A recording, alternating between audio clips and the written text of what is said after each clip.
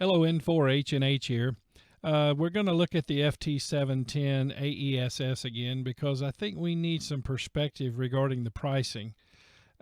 This is video number 6 in this series, and in video number 5, of course, I brought up this web page and DX Engineering, Gigaparts, and Main Trading Company and showed you that the radio can be ordered.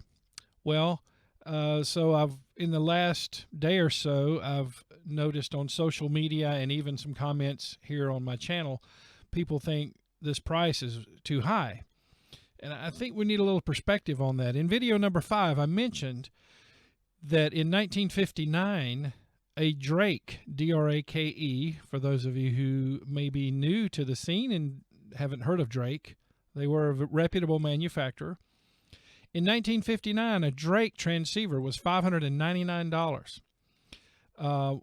One of what would be considered top-of-the-line radios from Collins was $1,200. Okay, $1,200 in 1959. Now, when you factor inflation, that is a lot of money. You can imagine the dent that would put into someone's household budget back in 1959. It would be literally, it would be thousands today.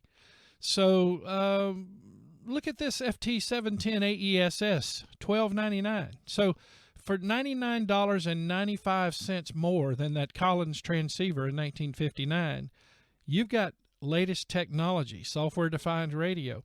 Another thing you need to factor in too is that you're getting an external speaker with this radio. So part of that price includes the speaker. And depending on who you buy the speakers from, I mean, they're around $180, $170, $180. So, for example, apples to apples here.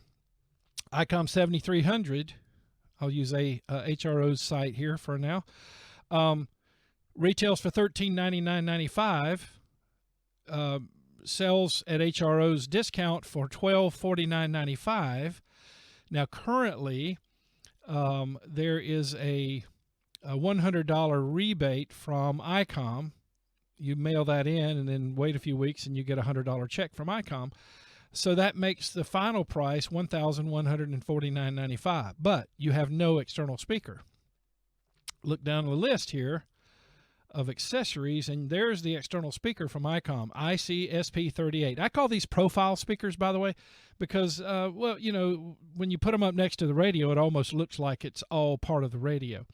But $182.95. So by the time, even at the sale price right now of, if you factor in, you know, that you're going to mail in the coupon and wait on the $100, $1,149.95 plus $182.95 is $1,332.90. So now you're spending more for, you know, 6-7-year-old technology than you would for the latest technology. Furthermore, the 7300 does not have a plug on the back for you to hook up an external monitor. That is standard on the FT-710. It's just like its big brother, the FT-DX10. It has a DVI-D connector on the back, and you can plug in an external monitor. I'm pulling up the Yaesu page here because I want you to see something else. But by the way, just the menu system, very much like the FT-DX10. If I don't get to shoot a series, if I happen to get one of these, I will shoot a series, but it's going to be very much like the FT-DX10 series. They're going to share the same menu architecture because the FT-DX10 is very much like the FT-DX101. It's all, why reinvent the wheel? But here's what I want you to see on the rear panel right here. If you can see my mouse, let me zoom in a little bit. This connector right here, DVI-D, you can connect an external monitor. Now, I will warn you, you want to make sure you get a monitor that is natively DVI-D. Don't try to use an adapter. People have used some adapters, and the adapters can send a voltage back into the DVI-D port and actually damage the video output. So I do recommend that you get a DVI-D monitor. Try not to deal with using an adapter. But you do have this output here to directly drive a monitor, even on the FT-710. Something else while I'm at it, I want to show you, not only does it come with an external speaker, but let's talk about, by the way, look there, you see what I mean? It's a profile speaker. it matches the radio. But let's talk about what that system is. You know, they call it the acoustic enhanced speaker system. There's a graphic here, right here. AESS produces high fidelity audio.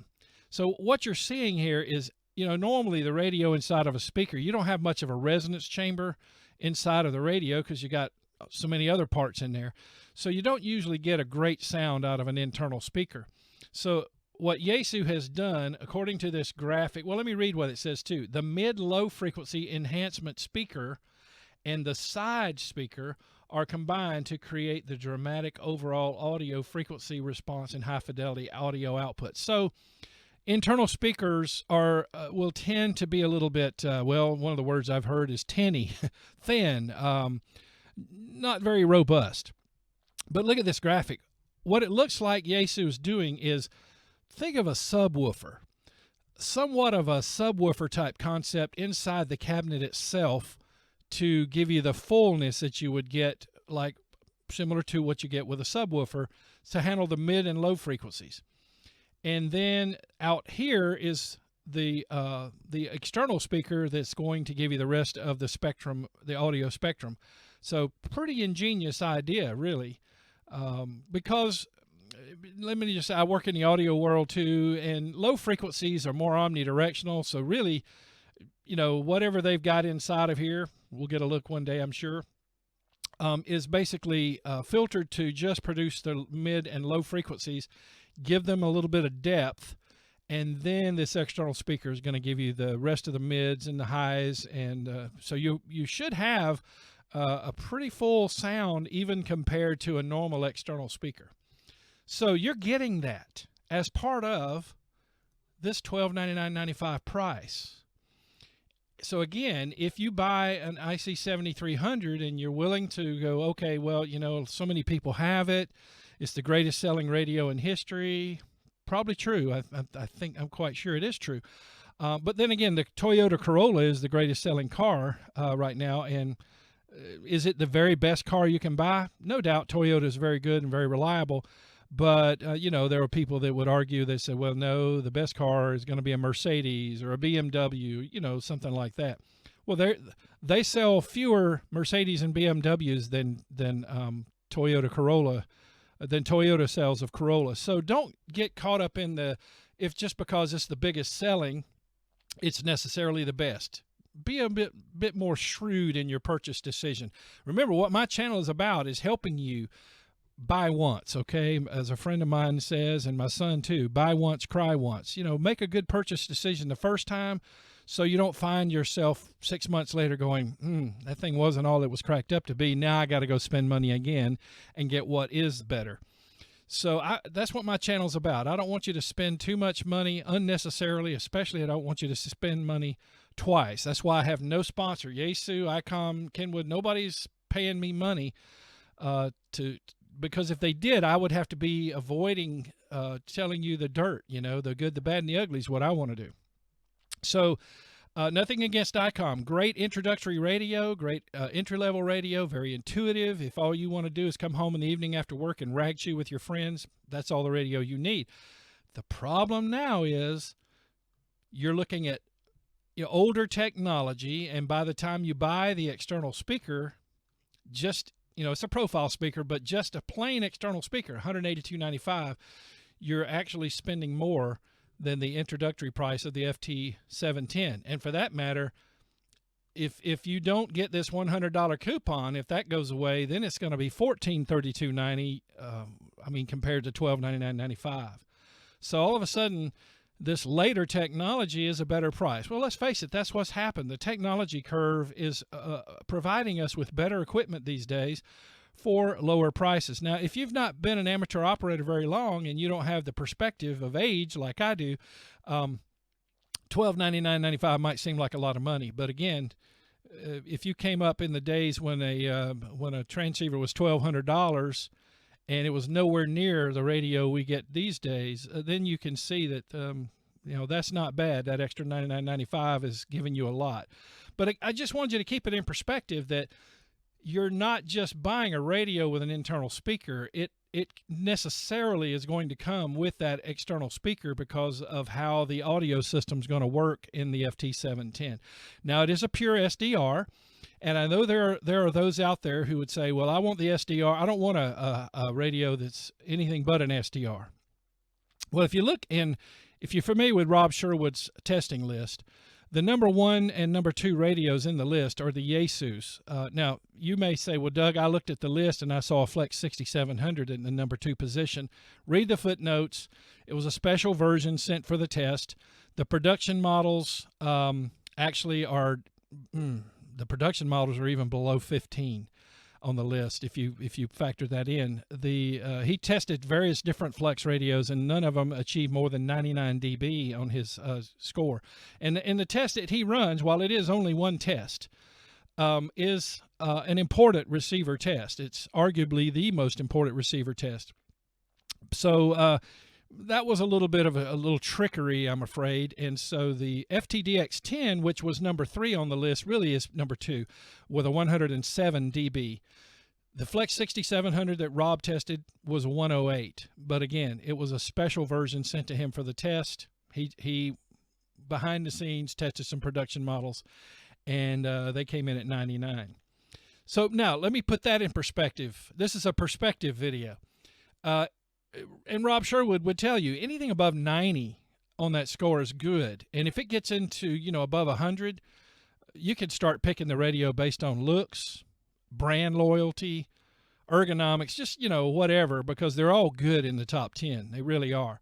But if you like bragging rights, if you want to say, well, I have the number 1 radio in the world, then you're going to buy an FT-DX101, either a D, the 100-watt model, or the MP, the 200-watt model, and it comes with some extra filters and an extra pre-selector for their second receiver. But that's bragging rights, if you really want to put that in perspective. Great radio, though. Wow, great radio. But see, this radio is using the same architecture, except it doesn't have the hybrid. Okay, it doesn't have the super heterodyne front end, and that is important. Let me explain. So the SDRs are relying on the digital world to deal with the noise and the interference. They do have bandpass filters after the antenna, but then it goes digital, and it's up to digital to handle the selectivity, noise rejection. And so, you've got to deal with that in SDR and DSP stages. And my experience has been, and this is just real world experience, the Yaesu DSP excels. They're using the Texas Instrument chip just like the ICOM 7300 uses, but the programming in the Yaesu is superior. This is just, hands down better. And plus the Yaesu has contour filter, and it also has the audio peak filter for CW. So yeah, if you are going to rely more on the back end, what I'll call the back end, the DSP unit, which is before it goes out to the speaker, Yaesu wins there as well. But Yaesu, with the FT-DX10, what they did with that architecture, and the FT-DX101, by the way, they built what they call a hybrid, where the heavy lifting is done in the front end of the receiver, and you actually have physical filters in the front end of the receiver, even after the bandpass filters. And you can watch some other videos and learn more about that. But they're called roofing filters. So a lot of heavy lifting's done there, and I've told you, if you've watched my videos very long on this channel, I've shot many videos where I tell you, take care of the noise in the front end. The DSP can then do an even better job for you if you try to minimize the noise in the front end using things like intercept point optimization, attenuation, RF gain. Then the DSP does a better job. So the FT-710 is going to draw on that DSP technology that Yaesu has in the FT-DX10 and the FT-DX101. And then, think of it this way, and Yaesu has said this is positioned like the FT-DX1200 was to the FT-DX3000D, an economized version. So, for example, the FT-DX1200 looks very similar to an FT-DX3000D, very subtle differences, but internally, pretty significant difference. The FT-DX3000D was down conversion. It had IF output. You could send to a PAN adapter. It had the ability to work with variable pre-selectors. They were optional. The 1200 didn't have all that, but it looked very similar. Well, this is going to be like an FTDX10 Lite, FTDX10 Lite. It will be pure SDR. And again, there will be folks out there who will say, well, I only want a pure SDR. Then this is the radio for you. If performance is what you're about, I would still recommend the FTDX10. Now, again, back to pricing, let's put that in perspective, because for the last day or so, I've seen all these comments about, well, the $12.99, that's too high. Again, you're getting an external speaker, and you're getting an external speaker that works together with this internal, I'm calling it a subwoofer, this device that helps enrich the sound.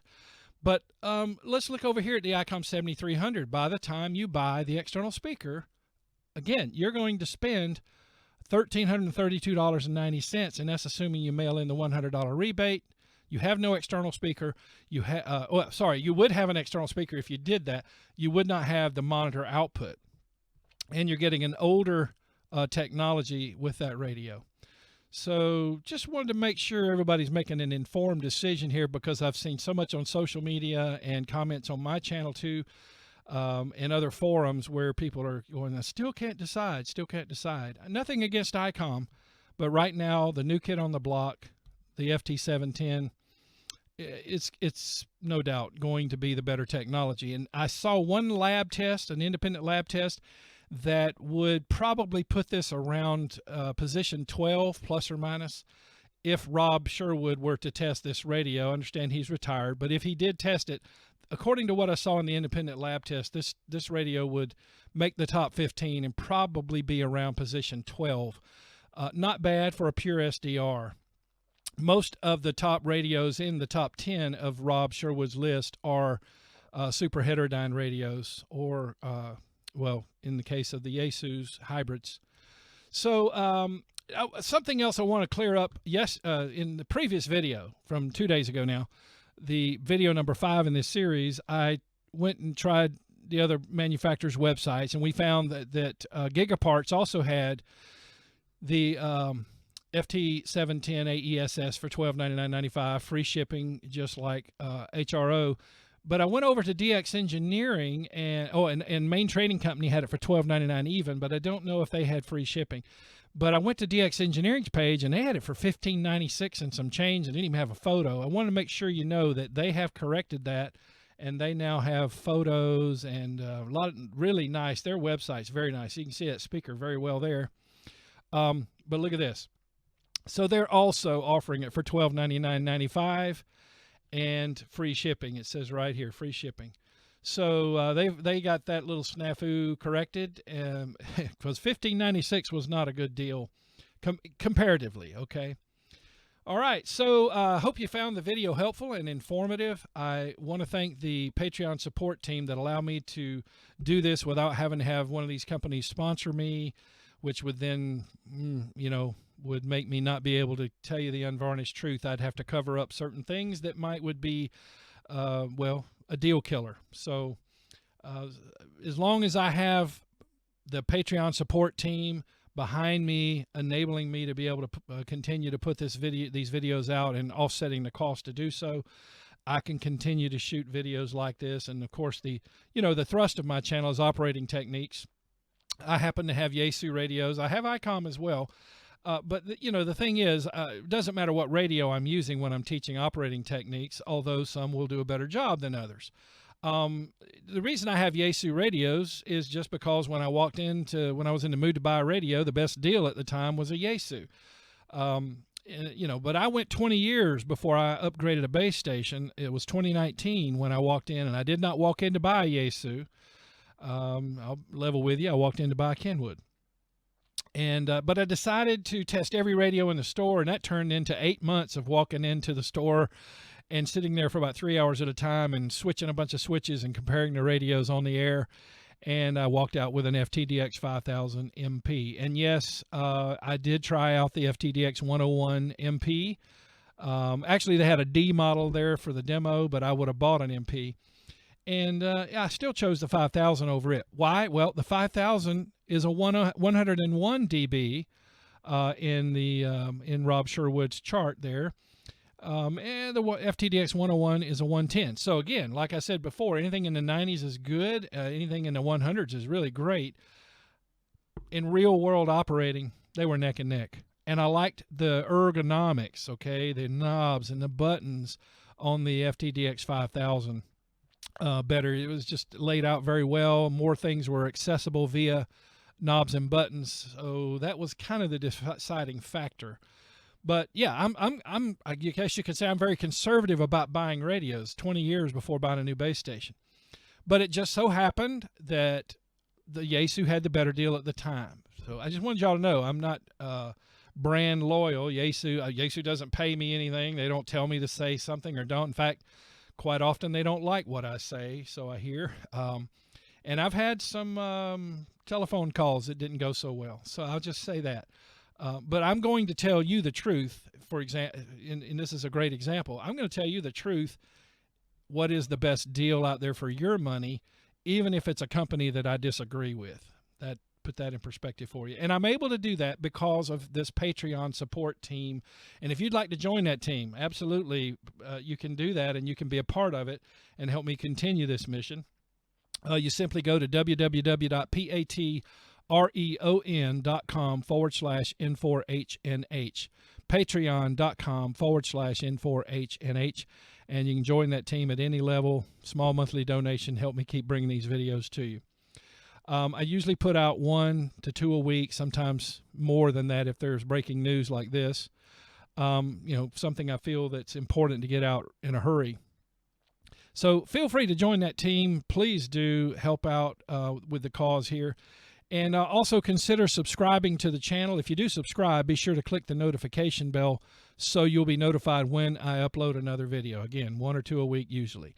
Also, please share the video link, social media, text message, email, call a friend to help them out as well if when you find a video that you think might be interesting to a friend or others that you interact with.